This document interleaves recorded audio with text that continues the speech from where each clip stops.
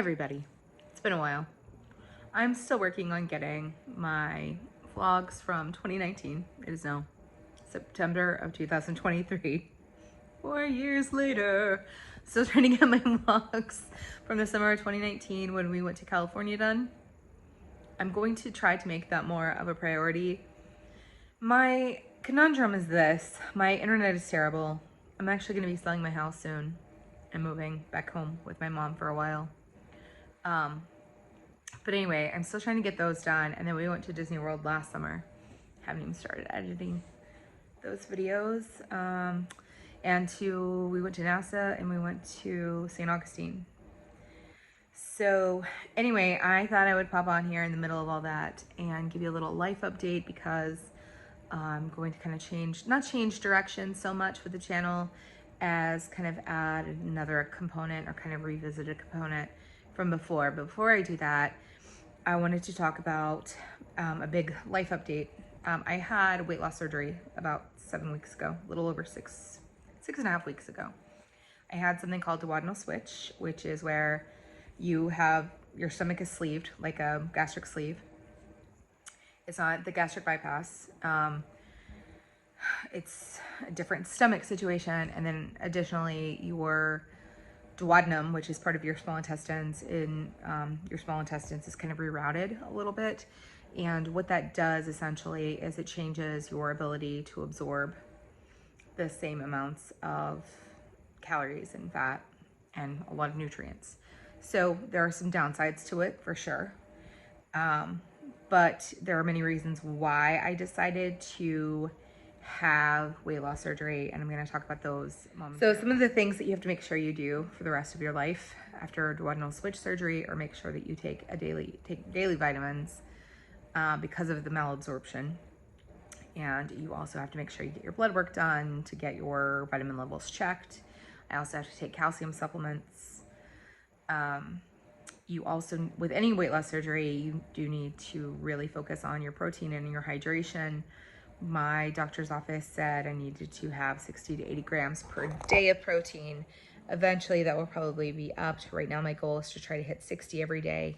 Some days I'm successful, some days I'm not. I'm now able to eat pretty much any foods I want, but my relationship with food has definitely changed since surgery. I don't enjoy eating, which I guess maybe that's the goal. I don't know. I do have to force myself to eat, and I get really sick of things really fast, to the point of even talking about it or looking at it makes me nauseated. So, but I'm also still in the recovery process. So around 3 months, I think, is when you're really considered fully healed. I mean, I have a whole new stomach, not a whole new stomach, but a completely different stomach, size-wise. And so the amounts of food that you're able to eat are much smaller. So you have to focus on the protein. So the things that I might have focused on pre-surgery, eating-wise, are not the things that I'm focusing on post-surgery. In my healthy quest pre-surgery, I would have focused more on vegetables. Now it's like protein. So it's primarily meat products and dairy products. I think it would be very hard to be vegan or vegetarian and do this. I think you probably could, but it would probably be very hard to do. So that's kind of where I'm at with that part. Now, as to why I decided to have this surgery, because I know a lot of people think it's the easy way out, or it's cheating, which I don't understand how you can take the easy way out on your health, or be cheating on your health. I don't really get that. But, and I probably felt that way for many years myself. And felt like if I was going to lose weight, that it had to be this certain way. All of that changed last year. I have not posted our vlogs from last summer, but last summer when we went to Disney, I did have to rent a scooter. Like, my mom and I had matching scooters that we rented. I think we rented from Apple Scooter Company, which is who we'd rented from before with her. And I talk about that somewhat in the vlogs once I get those posted. But I had some problems with my knee. My knee just kind of gave out on me, and it was kind of all downhill from there. I have been dealing with a couple of like pretty consistent health issues for a few years now.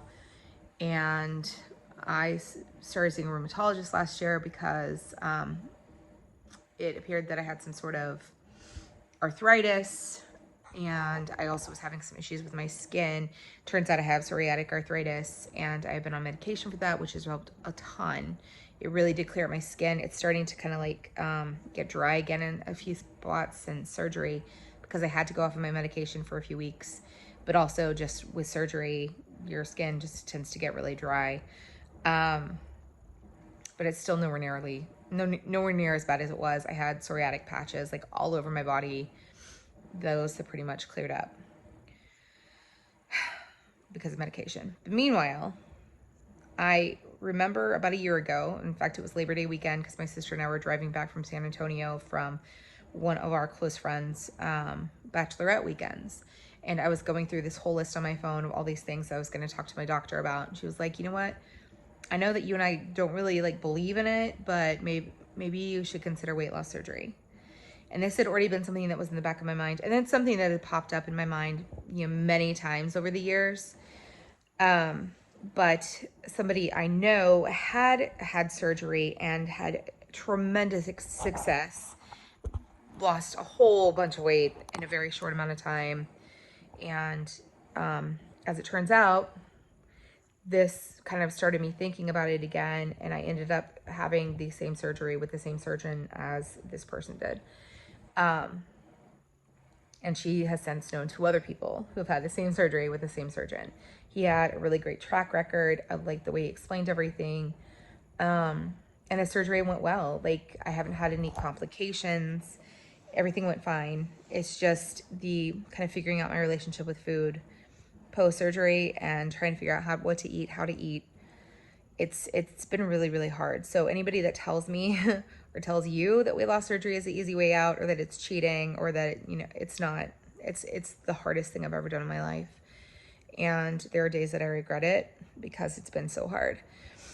I have lost just over 40 pounds as of today.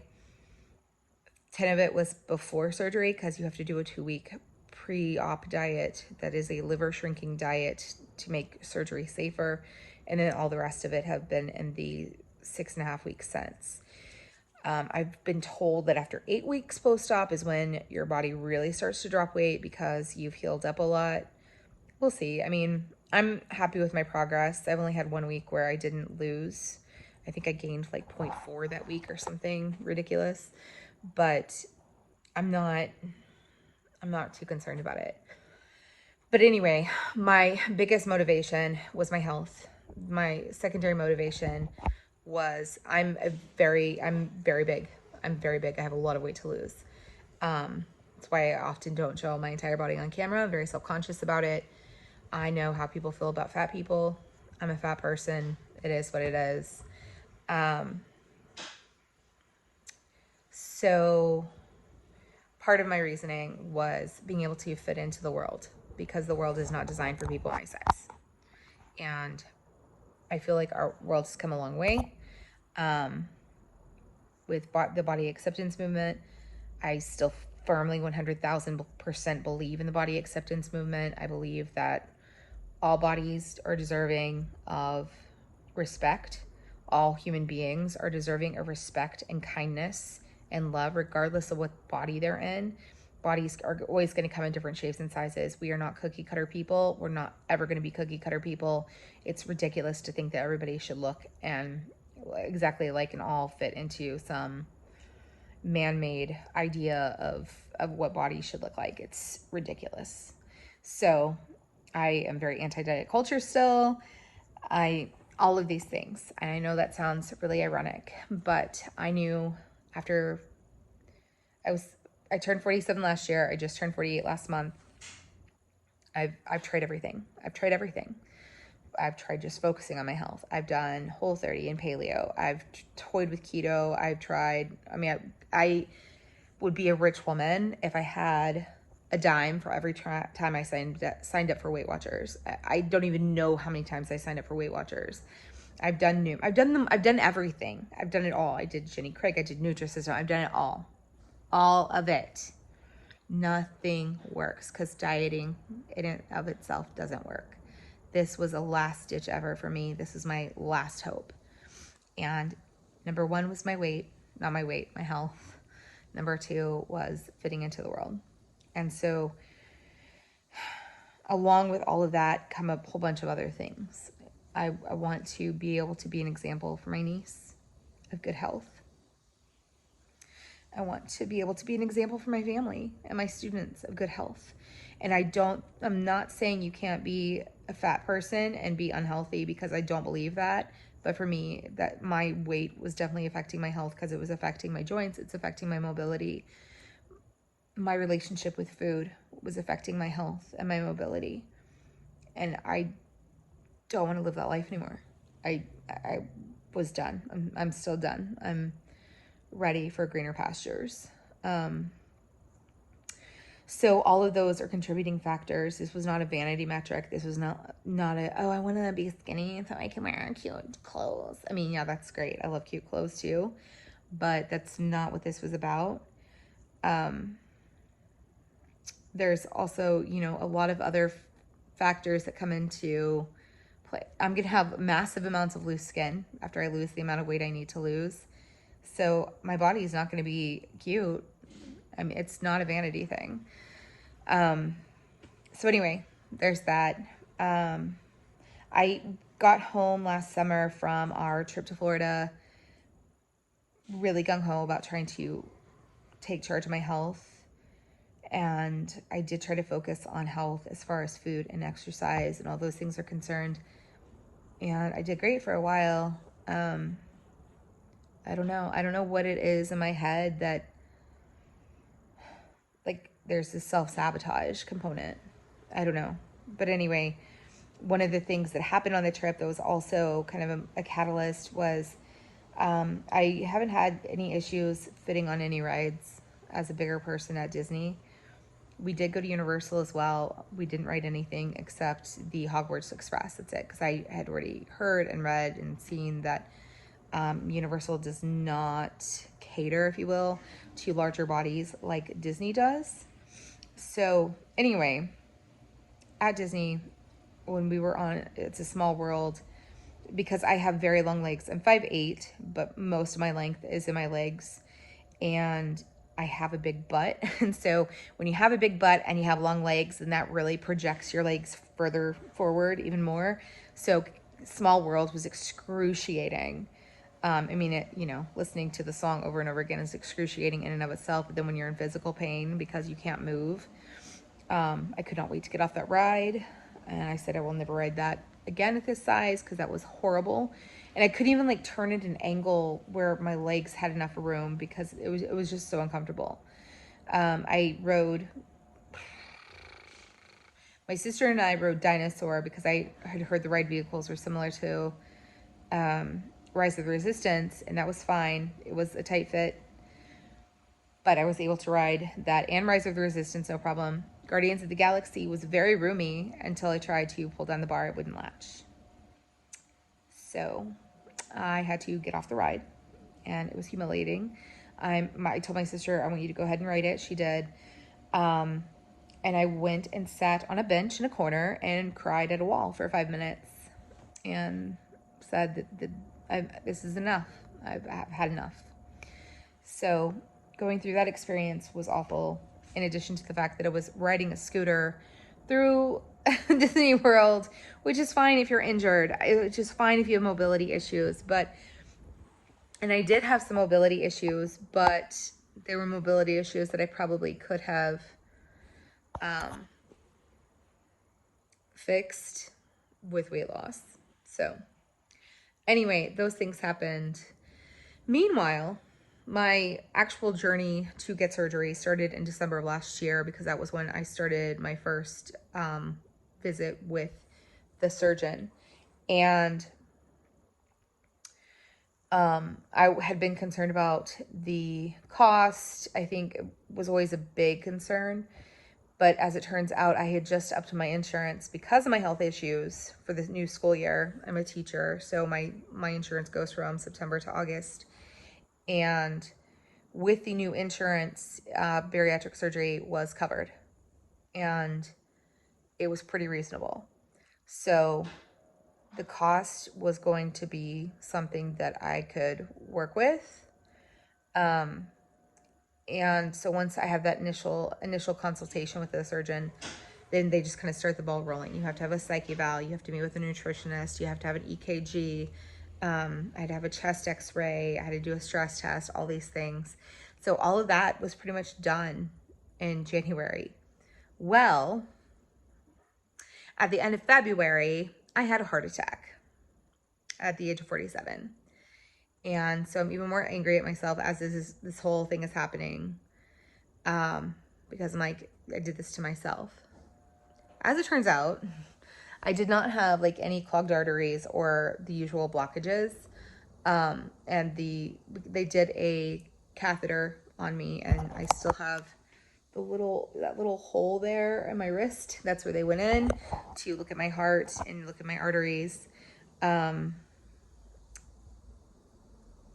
It turns out that it was not from a regular means. So it was from something I probably had no control over whatsoever. And I had a very small blood clot, which caused me to have a heart attack. I never lost consciousness during the whole heart attack experience. I kind of knew, like, oh, this is what's happening. It happened as I was walking into work, which is another, kind of embarrassing situation. I didn't like collapse or anything like that. I told them I wanted my sister to come get me because I knew she'd be dropping my niece off at school at the time. So Parrish did come get me. She took me to the hospital, and yeah, they did the EKG almost right away. When I got in there saying I had chest pains and shortness of breath, they're like, yeah, you're having a heart attack, which immediately caused me to cry. So anyway, they did the catheter and found out it was due to a blood clot and not due to like clogged arteries. So my doctor even told me, it was like, yeah, I don't see any short or long-term problems for you here, but I have been on medication like like a regular heart attack patient ever since. They did a heart monitor that I had to wear for about a month just to make sure I didn't have an arrhythmia. They did some sort of esophageal test to make sure I didn't have holes in my heart where a blood clot could have gotten loose somewhere and gotten into my heart. So, all those things happened. And of course, it put a big crimp in my plans. And what's really crazy is that I'd had the EKG and the stress test just about a month and a half before the heart attack. And it showed nothing. And a chest x-ray showed nothing. Nothing was wrong. So it was quite weird that it happened when it did. But my cardiologist said, we usually like to wait 4 to 6 months before any kind of surgery after a heart attack.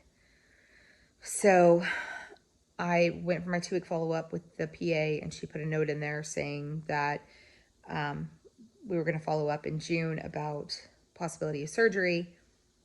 And my doctor brought it up, and I was like, yep, I absolutely still want to do it. And he said, I really think the benefits outweigh the risks. And he cleared me for surgery. And then I was able to get my surgery date, which was July 20th of this year, shortly after that. And I don't know. I try not to be pessimistic or negative, but I also try to approach things with I don't want to get my hopes up and have them come crashing down kind of attitude. So I was like, we'll see. I don't know if I'm going to have the surgery. I was very worried about it because I knew this was kind of like my last ditch effort to try and get control of my life, control my health. And so anyway, it happened, and I'm still alive to tell the tale. I have been kind of sick this weekend, so I am still a little congested. Yesterday was not a good day. I felt horrible, and I was not really able to eat much. I don't know. It's just kind of a wild little road trip that I've been on. It's been an interesting journey, and I know it will get better. It's just, this is the really hard part. Like right now is the really hard part. So I'm trying to like kind of batten down the hatches. I'm using a lot of cliches, but you know what I mean? Like just trying to get through it. So everything with my heart seems to be good. I go back to my cardiologist next week. I have my 8-week follow-up with the surgeon. I go to my GP. I go to my rheumatologist. I go to all my doctors this month just to kind of see how we're doing. But I did want to talk about, so one thing that came up on the trip last year towards the end, I just got really worn down towards the end. Didn't really care about vlogging. It was hard to vlog anyway when I'm driving a stupid scooter through the Magic Kingdom or wherever. Um, I did end up not getting one for Universal, and we only went to the park one day, and there was one day in Epcot when I didn't have one. But for the most part, I was definitely on my little scooter, and that just didn't work out very well. So I don't feel like I did a great job vlogging our Disney World trip, but also I just get so worn down. At least in the past, maybe that will change as I lose weight, but that I just don't really care like towards the end. And I even mentioned at one point that I'm not really sure I'm cut out for travel vlogging. I don't know. This is my hobby. I mean, I'm not making money off of it. I'm not gonna ever make a living doing this. Um, it just, it's just for fun. And I want to enjoy it, you know? So I've kind of done a lot of soul searching and a lot of thinking, and I do want to start doing a weekly vlog. So I'm actually going to be, I've already started a weekly vlog for this week, and we'll kind of see how it goes. I'm also intrigued by the idea of Vlogmas. As I mentioned, my big issue is my internet connection is terrible, so it takes forever for anything to upload. But once I move to my mom's, that may help. Um, I don't know. We'll see. We'll see. But yeah, so that's kind of where I'm at. I started back to school 4 weeks ago, so it's been about a month since I've been back at work. That's kind of helped add to my like the normalcy of my life. I'm sorry, my nose is really itchy. Normalcy of my life, and I'm hoping to be able to sell my house soon, as I mentioned. I'm hoping to be moved in at my mom's before Thanksgiving. So that's my goal. My goal right now is just to kind of get things in order so I can figure out what I'm going to do with my house, if I'm going to go through a third-party site, if that's even what it's called, like Open Door, Orchard, or if I'm going to list with my realtor. I just want to do what's ever going to be the least amount of hassle because I'm feeling so overwhelmed right now in my life, and I'm not sure what that is yet. So I'm trying to like weigh my options and explore all the possible venues. But anyway, that is my life story for now. So if you want to hear more about my bariatric surgery journey, please like this video, subscribe, click that notification bell, all that stuff. I don't even know because I'm an old lady. So yeah, y'all have a great rest of your day, and I'll talk to you later. Okay, bye.